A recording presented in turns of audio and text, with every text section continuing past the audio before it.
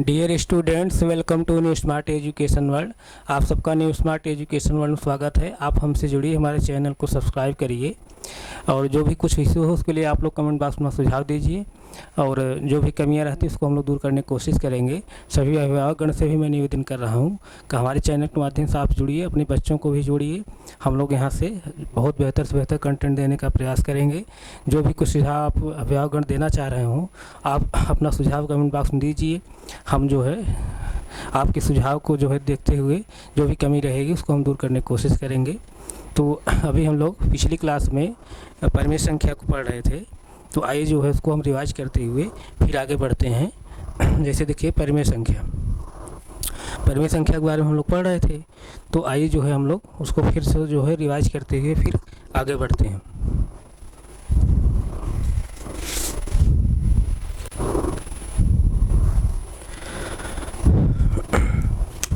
जैसे देखिए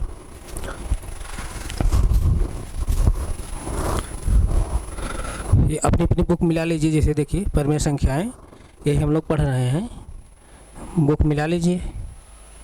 इस तरह से हम लोग पढ़ रहे हैं, अपनी बुक मिला लीजिए।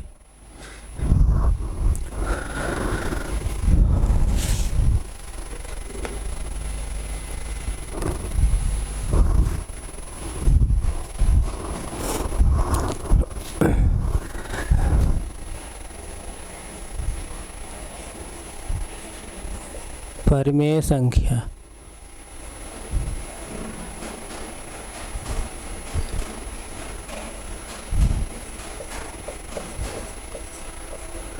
यानी इसी की इंग्लिश क्या कहते हैं, रेशनल नंबर।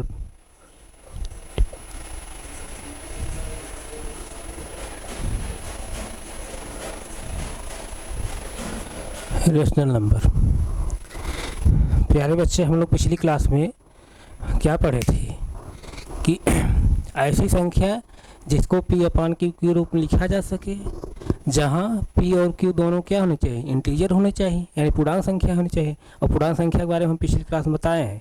पूर्णांक संख्या क्या होती है, पूर्ण संख्या क्या होती है, नेचुरल नंबर यानी कि प्राकृतिक संख्या क्या होती है, ये सब चीज़ें हम लोग पिछली क्लास में डिस्कस कर चुके हैं।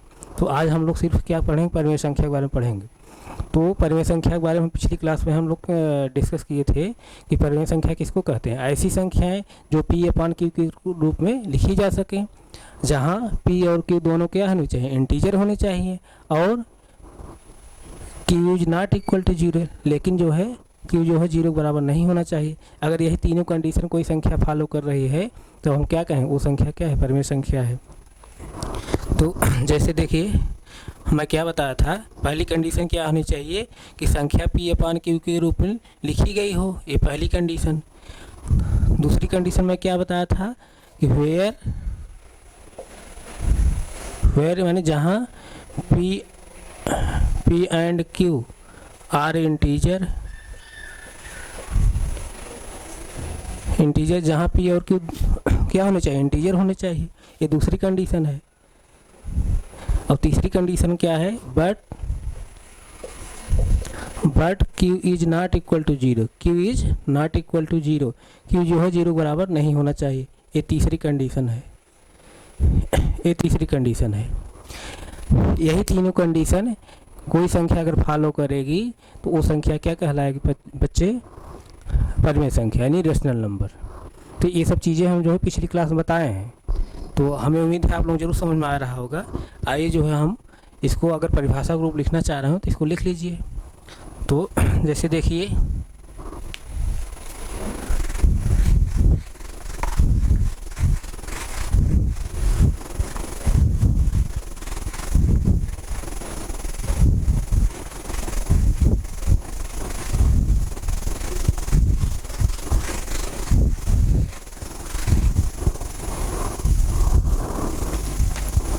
क्या लिखेंगे हम लोग, ऐसी संख्याएं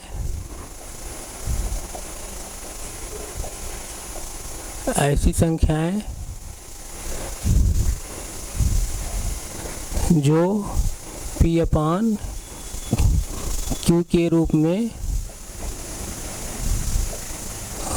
में लिखी जा सकें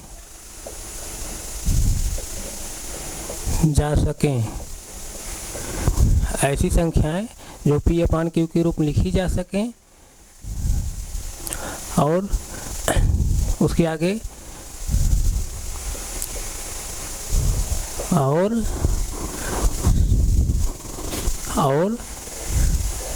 जहाँ पी और क्यू पूर्णांक हो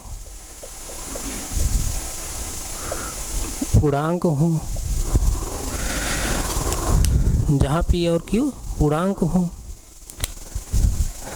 तथा क्यू शून्य के बराबर न हो, क्यू शून्य के बराबर न हो, के बराबर न हो तो वे संख्याएं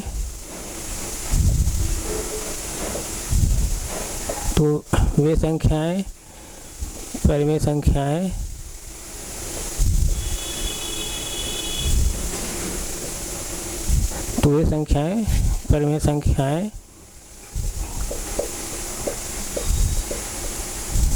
कहलाती हैं।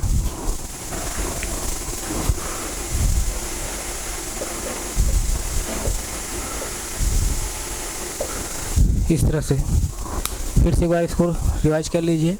ऐसी संख्याएं जो पी अपान क्यू के रूप में लिखी जा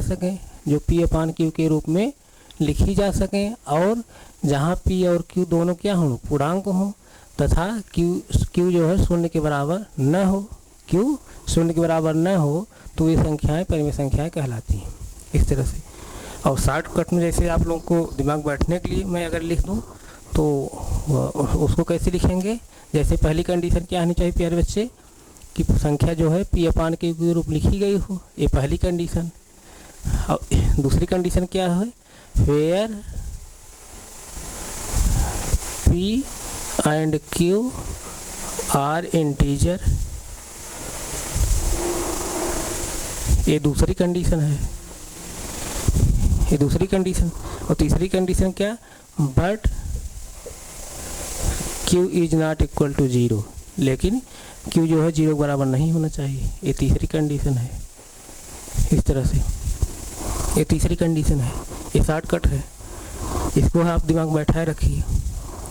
और जैसे इसका एग्जाम्पल अगर देखें, फॉर एग्जाम्पल यानी उदाहरण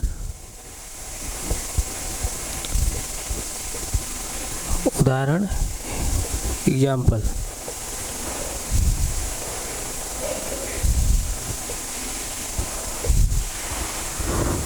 एग्जाम्पल में जैसे देखिए 1/2 जैसे लिखिए 1/2। अब देखिए क्या 1/2 परिमेय संख्या है, तो इसको पहले चेक करिए, संख्या जो लिखी गई है क्या ये परिमेय संख्या है 1/2। तो पहली कंडीशन देखिए क्या फॉलो हो रही, पहली कंडीशन ये होनी चाहिए कि संख्या पी अपान क्यू के रूप में लिखी गई हो, तो 1/2 लिखा गया है, यानी पी अपान क्यू के रूप में लिखा गया है। दूसरी कंडीशन क्या होनी चाहिए, पी और क्यू जो होने चाहिए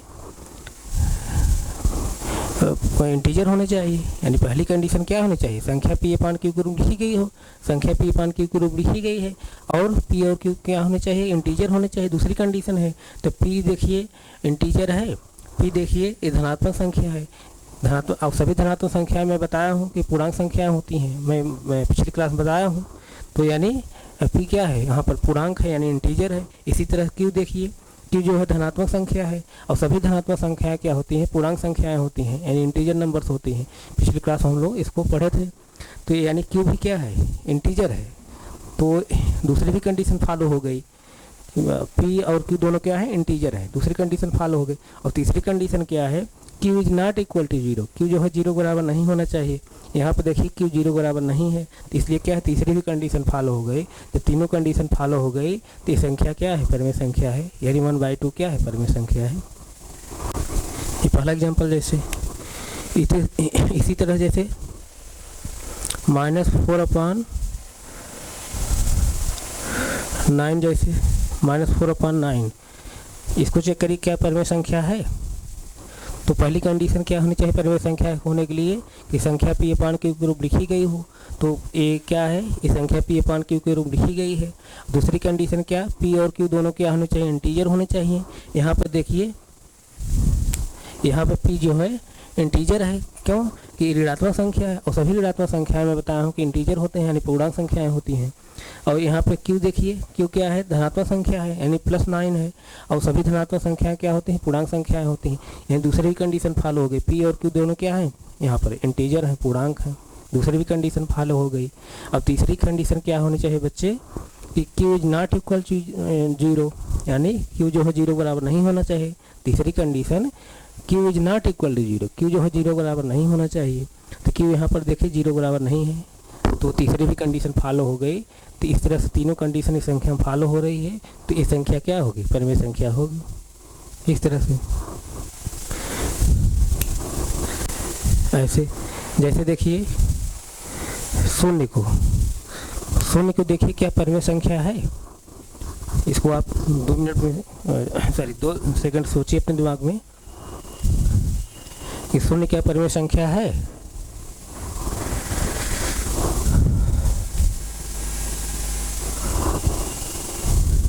शून्य क्या परिमेय संख्या है। जैसे देखिए हम शून्य को हम 0.1 लिख दें तो क्या शून्य के मान प्रभाव पड़ेगा। कहने का सेंस यहाँ पर है, शून्य को हम 1 से जब डिवाइड करेंगे तो क्या शून्य ही आएगा, यानी उसके मान कोई प्रभाव नहीं पड़ रहा है। यानी किसी संख्या में अगर 1 से डिवाइड कर रहे हैं यानी 1 से भाग दे रहे हैं तो संख्या के मान कोई प्रभाव नहीं पड़ता है। यानी कोई भी संख्या के नीचे आप 1 लिख सकते हैं, 1 अपान करके, जैसे उसके अपान 1 लिख सकते हैं। किसी से संख्या के नीचे वो अपान लगा करके 1 लिख सकते हैं, तो संख्या के मान कोई प्रभाव नहीं पड़ेगा। तो 0/1 है, तो 0/1 है तो 0 के मान पर कोई प्रभाव नहीं पड़ रहा है। अब 0 को हम लिख सकते हैं 0/1 लिख सकते हैं इस तरह से। तो अब यहाँ से चेक करिए क्या ये जो है परिमेय संख्या होने के लिए तीनों कंडीशन फॉलो हो रही संख्या में। जैसे देखिए पहली कंडीशन क्या होनी चाहिए, पी अपान क्यू को लिखा गया हो पहली कंडीशन। तो पहली कंडीशन क्या है, फॉलो हो रही है। पहली कंडीशन फॉलो हो रही है कि संख्या पी अपान क्यू के रूप में लिखी गई है, संख्या पी अपान क्यू के रूप में लिखी गई है, ये पहली कंडीशन है। और फिर देखिए पी और क्यू दोनों क्या होने चाहिए, इंटीजर होने चाहिए। यहाँ देखिए पी इंटीजर है क्योंकि शून्य जो है इंटीजर होता है, मैं बताया हूँ। इंटीजर होने के लिए मैं क्या बताया हूँ, 0 +- यानी यही दिमाग आप बैठाइए, शून्य और सभी धनात्मक संख्याएं प्लस मतलब सभी धनात्मक संख्याएं, ऋणात्मक मतलब सभी ऋणात्मक संख्याएं, शून्य सभी धनात्मक संख्याएं सभी ऋणात्मक संख्याएं, ये सब क्या होती हैं, इंटीजर नंबर पूर्णांक संख्याएं होती हैं। तो यहाँ शून्य क्या है, पूर्णांक संख्या है। शून्य क्या है, यहाँ पर पूर्णांक संख्या है। शून्य जो पूर्णांक संख्या है तो और नीचे देखिए क्यू देखिए क्या है, पूर्णांक संख्या है। 1 क्या है, धनात्मक संख्या है और सभी धनात्मक संख्याएं क्या होती है, पूर्णांक संख्या होती हैं। यानी क्या है, दूसरी भी कंडीशन फॉलो हो गई, पी और क्यू दोनों क्या है, पूर्णांक संख्या है। और तीसरी कंडीशन क्या होनी चाहिए कि Q is not equal to 0। Q देखिए यहाँ 0 बराबर है, क्यू 0 बराबर नहीं है, क्यू जो है 0 बराबर नहीं है, तो इसलिए क्या है, तीसरी भी कंडीशन फॉलो हो गई। तीसरी जब कंडीशन फॉलो हो गई तब हम क्या कहेंगे कि ये शून्य जो है परिमेय संख्या है, शून्य भी परिमेय संख्या है। और जो तीसरी कंडीशन है Q is not equal to 0, Q जो है 0 बराबर नहीं होना चाहिए, उसका मैं बताया हूँ रीजन क्यों नहीं होना चाहिए।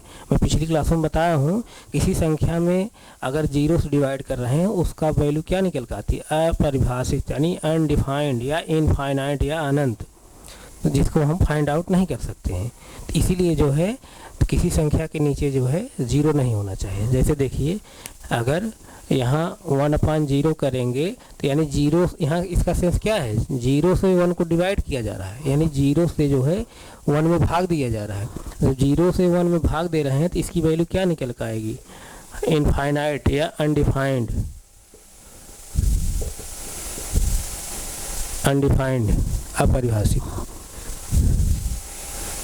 अपरिभाषित, जिसको परिभाषित नहीं किया गया है,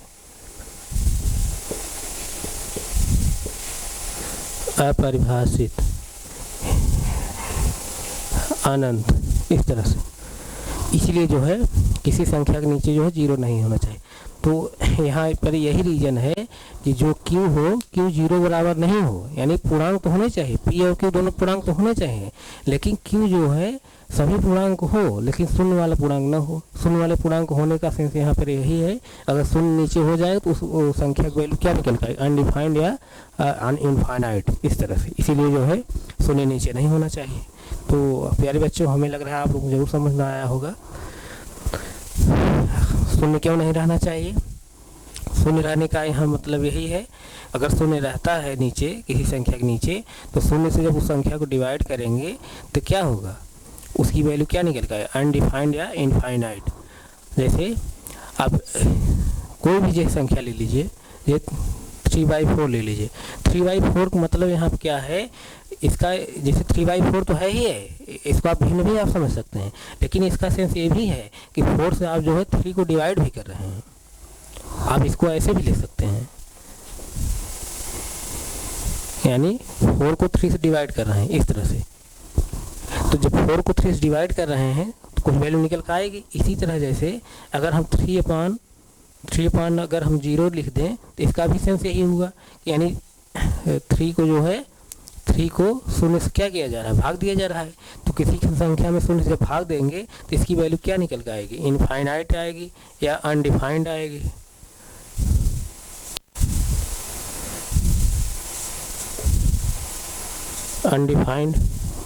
अनडिफाइंड आएगी इस तरह से। तो इसीलिए जो है किसी संख्या के नीचे जो है शून्य नहीं रहना चाहिए। तो यहाँ पे यही तीसरी कंडीशन है कि जो है पहली कंडीशन क्या है, संख्या P/Q के रूप लिखी गई हो, जहाँ P और Q दोनों इंटीजर होने चाहिए। P और Q दूसरी कंडीशन कह रहा है P और Q दोनों तो इंटीजर होने चाहिए, लेकिन तीसरी कंडीशन ये फिर कह रहा है कि Q is not equal to 0, क्योंकि 0 भी तो इंटीजर है, पूर्णांक है ना। तो Q जो है सभी पूर्णांक हो, धनात्मक ऋणात्मक सभी पूर्णांक हो, लेकिन 0 वाला पूर्णांक न हो, क्योंकि 0 अगर हो जाएगा, Q 0 अगर हो जाए तो उस संख्या की वैल्यू क्या निकल पाएगी, इनफाइनाइट या अनडिफाइंड, जिसको हम फाइंड आउट नहीं कर सकते, अपरिभाषित है। इसीलिए जो है Q 0 बराबर नहीं होना चाहिए। तो हमें उम्मीद है प्यारे बच्चे आप लोग जो है ये समझ में आया होगा। इसको आप नोट करना चाह रहे हैं नोट कर सकते हैं। इसी तरह जो है और भी कोई जैसे संख्या आप ले सकते हैं, आप 2 भी ले सकते हैं। ये भी क्या है, परिमेय संख्या है। कैसे है 2 परिमेय संख्या, कैसे है प्यारे बच्चों, जैसे देखिए 2 को हम 2/1 लिख सकते हैं ना, 2 को 2/1 लिख सकते हैं। जब 2 को 2/1 लिख सकते हैं तो देखिए तीनों कंडीशन क्या फॉलो हो रही है संख्या पे। पहली कंडीशन क्या कि संख्या P/Q के रूप लिखी गई हो, तो संख्या जो है P/Q के रूप लिखी गई है। दूसरी कंडीशन क्या होनी चाहिए कि P और Q दोनों क्या होने चाहिए, इंटीजर होने चाहिए। P और Q दोनों क्या है, यहाँ पर इंटीजर है, पूर्णांक है। देखिए 2 क्या है, धनात्मक संख्या है, सभी धनात्मक संख्या क्या होती हैं, पूर्णांक संख्या होती हैं। और यहाँ 1 क्या है, धनात्मक संख्या है, सभी धनात्मक संख्या में बताया पूर्णांक संख्या होती हैं। यानी दूसरी भी कंडीशन फॉलो हो गई कि P और Q दोनों क्या है, यहाँ पर पूर्णांक है, दूसरी कंडीशन फॉलो हो गई। और तीसरी कंडीशन क्या है, Q is not equal to 0, Q जो है 0 बराबर नहीं होना चाहिए। यहाँ पर जो है Q 0 बराबर नहीं है, इसलिए यहाँ पर तीसरी भी कंडीशन फॉलो हो गई। जब तीनों कंडीशन फॉलो हो गई तो ये संख्या क्या है, परिमेय संख्या है, यानी 2 क्या है, परिमेय संख्या है। इस तरह से एग्जाम्पल है। इसी तरह से और आप एग्जाम्पल और ले सकते हैं, इसको आप नोट कर लीजिए। ये सब चीज़ें मैं आपको समझने के लिए बताया हूँ, आपको नोट सिर्फ यही इतना करना है, ये सब चीज़ें आप लोग समझने के लिए मैं बताया। इसको आप एक बार फिर देख लीजिए। ये सब चीज़ें आप मत नोट करिए, खाली समझ लीजिए। ये सब चीज़ें आप नोट कर लीजिए, इतना।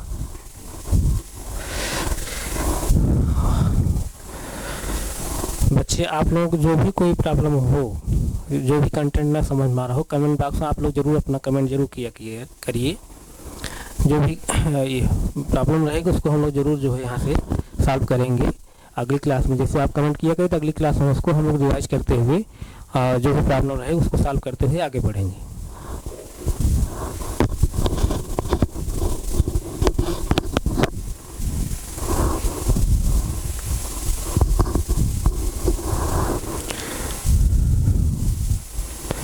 ये समझ में आ गया होगा।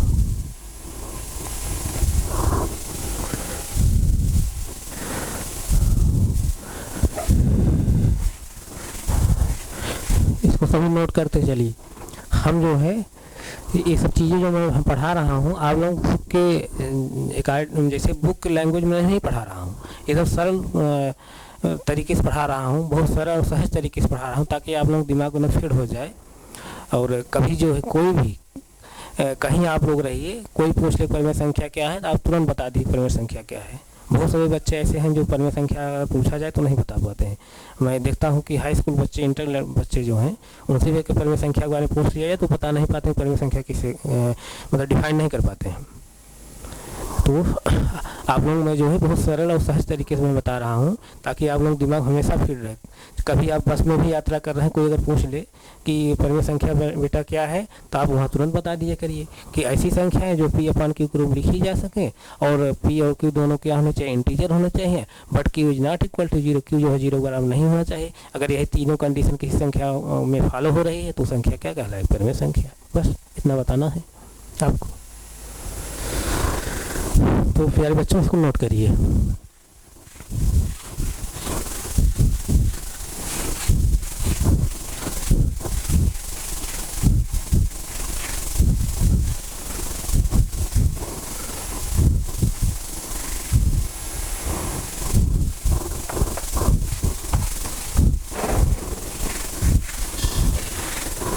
आप नोट कर चुके होंगे, इसको हम फिर मिटा दे रहे हैं आप।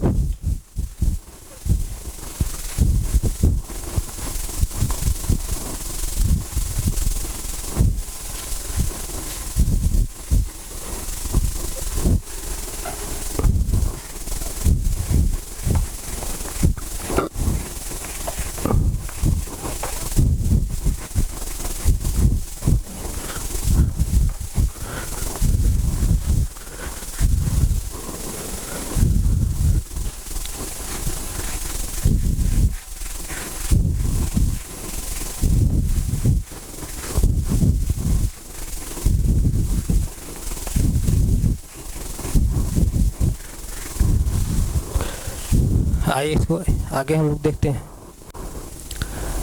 अब हम लोग देखेंगे कि क्या सभी पूर्णांक परिमेय संख्या होती है।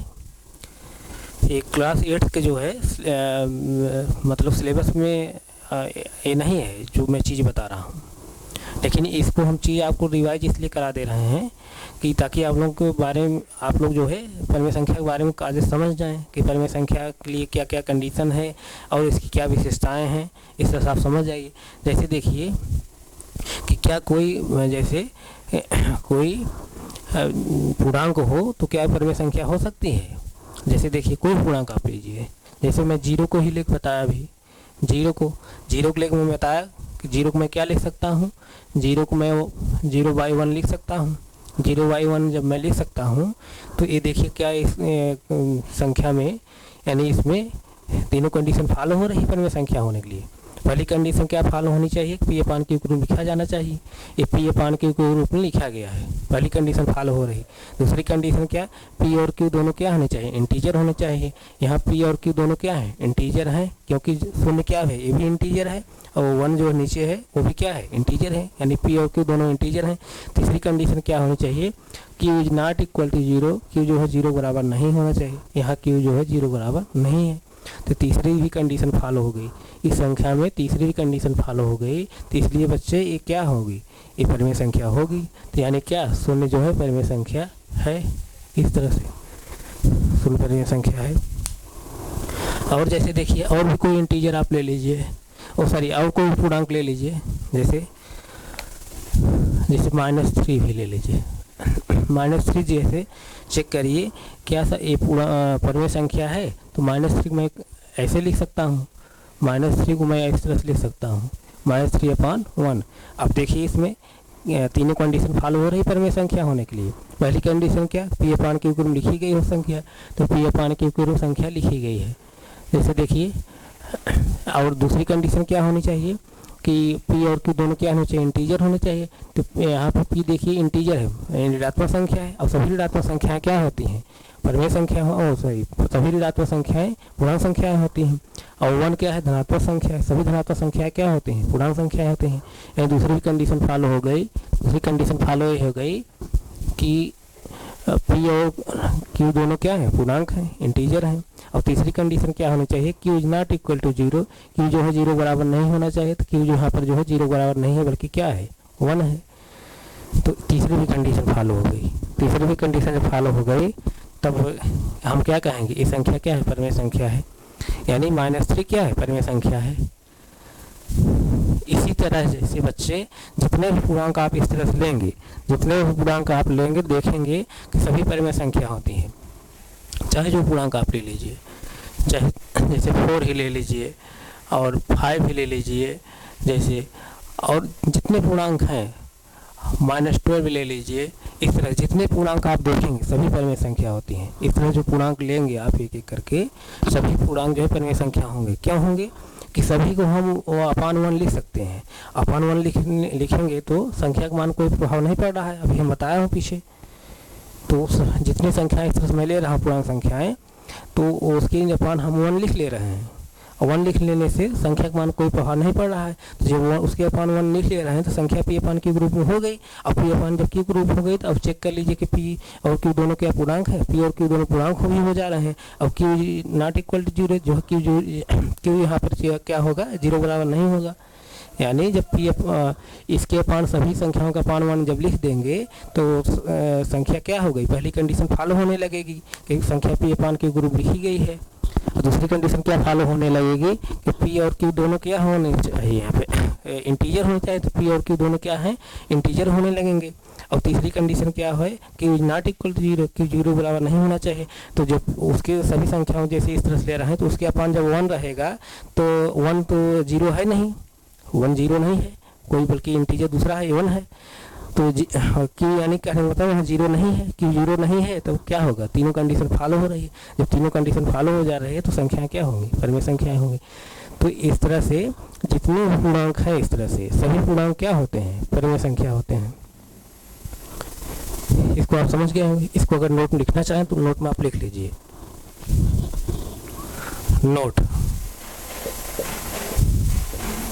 नोट में नोट लिख दीजिए,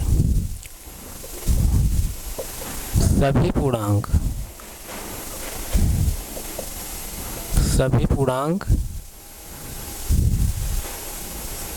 परिमेय संख्या होते हैं।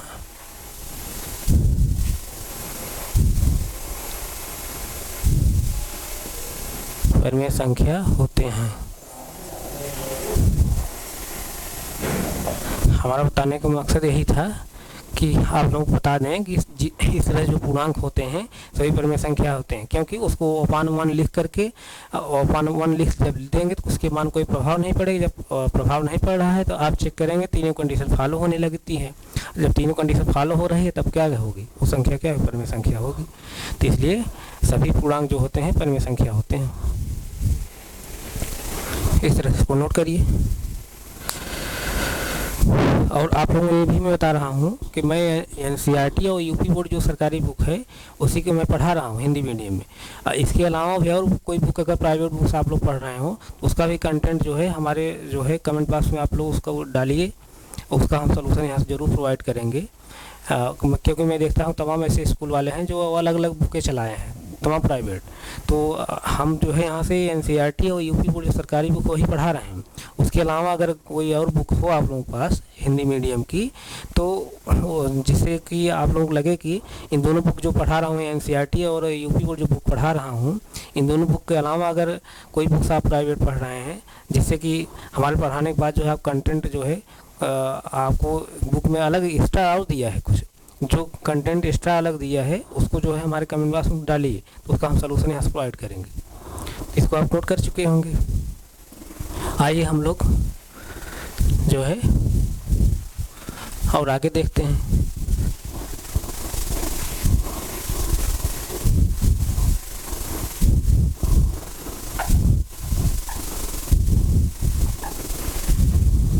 अब देखेंगे हम लोग, अब इसके आगे हम लोग ये देखेंगे क्या सभी भिन्न जो है परिमेय संख्या होती हैं, क्या सभी भिन्न परिमेय संख्या होती हैं।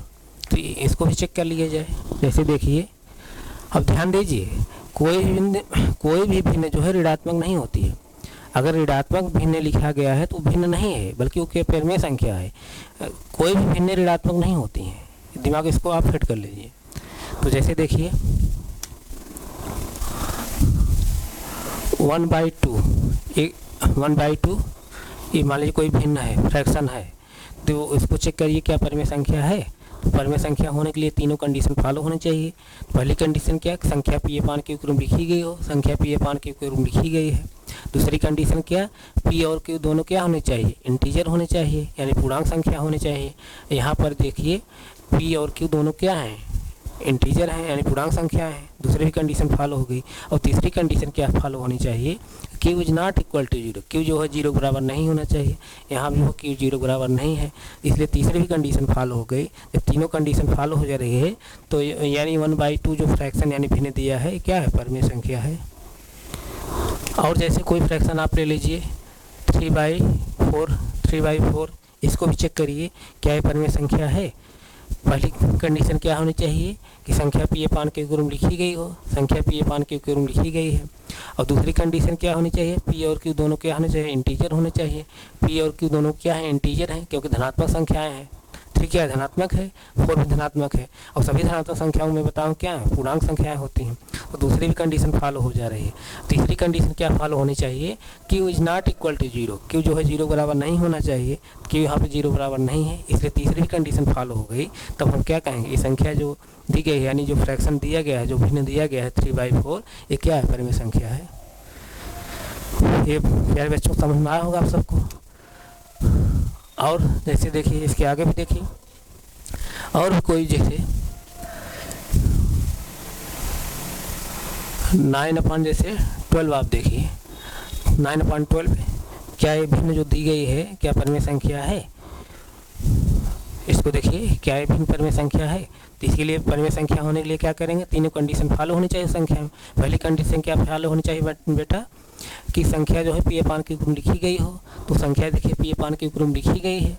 और दूसरी कंडीशन क्या फॉलो होनी चाहिए बच्चे, कि पी और क्यू दोनों क्या होने चाहिए, इंटीजर होने चाहिए। पी और क्यू दोनों क्या है, यहाँ पे इंटीजर है, क्योंकि 9 जो है धनात्मक संख्या है। तो सभी धनात्मक संख्या क्या होती हैं, पूर्णांक संख्या होती है। मैं पिछली क्लास में बताया हूँ।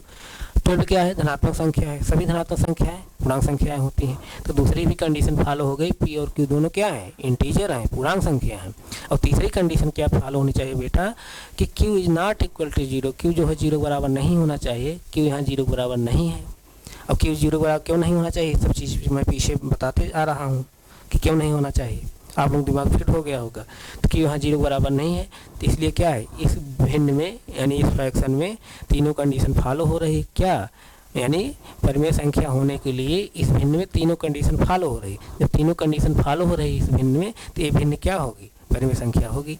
तो यहाँ पर आप देखेंगे इस तरह जितने भी भिन्न आप चेक करेंगे, जितने भी भिन्न जितने भी फ्रैक्शन हैं सभी की इस तरह चेक करेंगे, सभी जो है भिन्न क्या होती हैं, परिमेय संख्या होती हैं, यानी रेशनल नंबर होती हैं। इसी तरह से जैसे आप एंड सो ऑन जितने भी भिन्न आप चेक करेंगे, जितने भी भिन्न आप चेक करेंगे सभी भिन्न क्या होती हैं, परिमेय संख्या होती हैं। तो अगर आप नोट लिए अगर लिखना चाह रहे हैं बच्चे, तो इसको आप लिख लीजिए। नोट लिखना चाह लिख लीजिए, सभी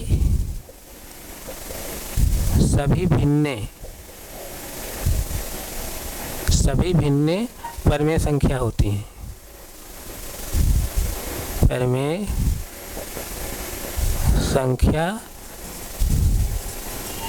होती हैं। इस तरह आप नोट कर लीजिए, इसे नोट करिए, इसे नोट कर लीजिए। प्यारे बच्चों, आप लोगों से मैं रिक्वेस्ट कर रहा हूँ, आप ज़्यादा से ज़्यादा संख्या में हमारे चैनल के माध्यम से आप जुड़िए। यहाँ पर आप लोग जो है बहुत बेहतर से बेहतर कंटेंट आप पाएंगे।